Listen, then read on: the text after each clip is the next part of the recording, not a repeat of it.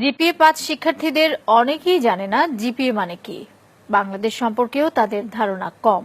মুখস্থবিদ্যা নির্ভর পড়াশোনা এবং শুধুমাত্র ভালো ফলাফলমুখী শিক্ষা ব্যবস্থার কারণেই শিক্ষার্থীদের এই অবস্থা বলে মনে করেন শিক্ষাবিদরা। আনোয়ার হোসেনের রিপোর্ট। মাধ্যমিক পরীক্ষার ফল প্রকাশের দিন এমন উচ্ছ্বাসে মেতে ওঠে শিক্ষার্থীরা। ভালো ফলের সর্বোচ্চ মাপকাঠি জিপিএ-5 যারা পায় তাদের আনন্দ সীমা ছাড়ায়। প্রশ্ন উঠেছে বছর বছর পাশের হার আর জিপিএ-5 সংখ্যা বাড়লেও শিক্ষার মান বাড়ছে কিনা। এর জবাব খুঁজতে আমরা কথা বলি এবার এসএসসিতে পাশ করা কয়েকজন শিক্ষার্থীর সঙ্গে, যাদের মধ্যে 6 জন জিপিএ-5 পেয়েছে। তাদেরকে আমরা কিছু প্রশ্ন করি। জিপিএ এটার পূর্ণাঙ্গ রূপ কি? জানি না, এখন মনে পড়ছে না। GPA grating point. এসএসসি এটার পূর্ণাঙ্গ রূপ কি? এখন আমার মনে পড়তেছে না। Junior school certificate. School secondary certificate. আমি জিপিএ-5 পেয়েছি, ইংরেজিতে কি হবে? I am GPA 5. I give a GPA 5. I get GPA 5. I will. মোট 13 জনকে প্রশ্নগুলো করা হয়েছিল, কিন্তু কেউই সঠিক জবাব দিতে পারেনি। এসব শিক্ষার্থীর কাছে এরপর করা হয় সাধারণ জ্ঞান এবং বিজ্ঞান বিষয়ে কিছু প্রশ্ন। পাঠ্য বইতে বিভিন্ন সময় পড়লেও খুব কম প্রশ্নেরই সঠিক উত্তর দিতে পারে তারা। শহীদ মিনার কোথায়? সরি, জানি না।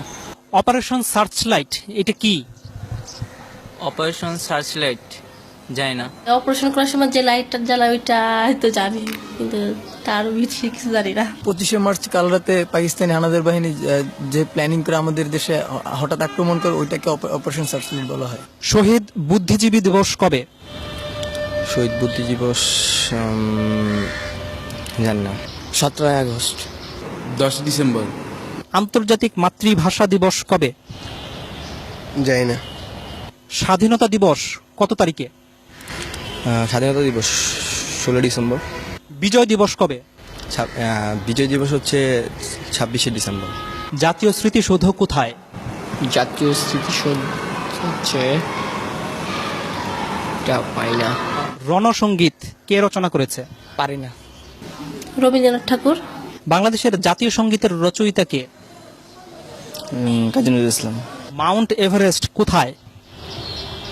ইংল্যান্ড। তুমি সায়েন্সে পড়েছো। পিথাগোরাস কে? একজন ঔপন্যাসিক। নিউটন কোন তত্ত্বের জন্য বিখ্যাত? জানি না। আইনস্টাইনের কোন তত্ত্ব কি তোমাদের পড়িয়েছে? আইনস্টাইন না, নিউটনের পড়ছি, কিন্তু আইনস্টাইনের পড়ি নাই। নিউটনের তত্ত্বটা কি, নাম কি? গাছ থেকে মানে আপেল পড়ার যেই তত্ত্বটার নাম কি? নামটা মনে নেই। বাংলাদেশের বর্তমান রাষ্ট্রপতির নাম কি? বাংলাদেশের বর্তমান রাষ্ট্রপতির নাম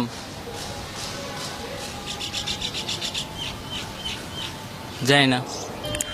রাষ্ট্রপতির নাম হচ্ছে মুক্তিযুদ্ধের সময় বাংলাদেশকে কয়টি সেক্টরে ভাগ করা হয়েছিল? 9টি। নেপালের রাজধানী কোথায়? নেপসুন। তুমি তো কম্পিউটার ব্যবহার করো। ব্যবহার করি মাঝে মাঝে আর কি, এই ফেসবুকে আর কি থাকি, গান টান শুনি। হার্ডওয়্যার এবং সফটওয়্যার এটার মানে বুঝো? জানি না। তোমরা কি পাঠ্য বইয়ের বাইরে কোনো বই পড়ো? এমনি মানে গল্পের বই পড়ি। কার গল্প? রবীন্দ্রনাথ ঠাকুরের গল্পের বই পড়ি। রবীন্দ্রনাথ ঠাকুরের একটা গল্পের নাম বলো তো। শিক্ষাবিদরা বলছেন জিপিএ-5 পেয়ে ভালো শিক্ষার্থীর তকমা নিলেও জ্ঞান অর্জনের দিক থেকে পিছিয়ে আছে তারা। আমরা দেখি বিশ্ববিদ্যালয়ে ভর্তি পরীক্ষায় জিপিএ-5 তারা পাস পর্যন্ত করতে পারে না। তার মানে যারা জিপিএ-5 পেয়েছে তারা যেটা শেখার কথা সেটা শিখে নাই। তার মানে হচ্ছে কি এই জিপিএ-5টা সত্যিকার জিপিএ-5 না, তাদের হাতে জিপিএ-5টা তুলে দেওয়া হচ্ছে। এখন শিক্ষার গুণগত মানটা যদি বাড়ানো না হয়, তাহলে শুধুমাত্র সংখ্যা দিয়ে আসলে কোনো লাভ হবে না। এদিকে শিক্ষার্থীরাই জানালো কেন তারা এসব প্রশ্নের উত্তর দিতে পারছে না। প্রথম কথা হলো আমি সংবাদ বেশি দেখি না, নিউজ পেপার পড়ি না। পাঠ্য বইয়ে যে সিলেবাসটা দেওয়া আছে ওই সিলেবাসের মধ্যেই সবসময় সীমাবদ্ধ থাকো। ওগুলো সায়েন্সের সাবজেক্টগুলো একটু বাইরে পড়ি, কিন্তু বাংলা সমাজ এগুলো নিয়ে আমার বেশি ঘাটতে আর কি, বেশি ওগুলো পড়ি না।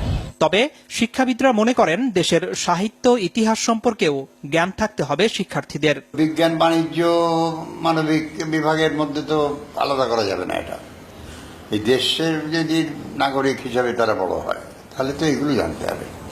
কোথায় শহীদ মিনার, কেন শহীদ মিনার, কোথায় স্মৃতিস্তম্ভ, কাদের স্মৃতিতে স্তম্ভ, এগুলো তো জানতে হবে। এটা না জেনে কি করে?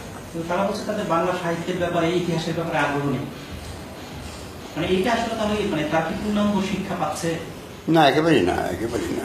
শিক্ষা সংশ্লিষ্টরা বলছেন শিক্ষার্থীরা মুখস্থ বিদ্যা নির্ভর হয়ে যাওয়ায় তাদের এমন দশা।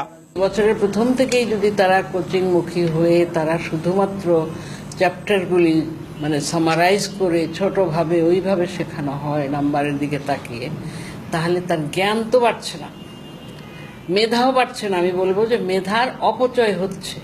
এর প্রভাব পড়েছে চাকরি ক্ষেত্রেও। চাকরিদাতাদের অভিজ্ঞতা বলছে যেসব শিক্ষার্থী ভালো ফলাফল করেছে তাদের একটি বড় অংশই ইন্টারভিউ বোর্ডে ভালো করছে না। ট্রাফিক জ্যাম নিয়ে কিছু একটা লিখতে বললাম, বা এখন হয়তো ওয়ার্ল্ডে কোনো একটা ইভেন্টস হচ্ছে, সে কোনো একটা খেলা টুর্নামেন্ট চলছে, বলি যে এটার উপরে লেখেন, যা মনে হয় আপনি বাংলায় লেখেন, ইংলিশে লেখেন।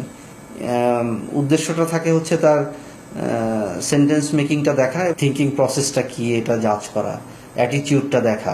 ফলাফলটা ভালো আসে না।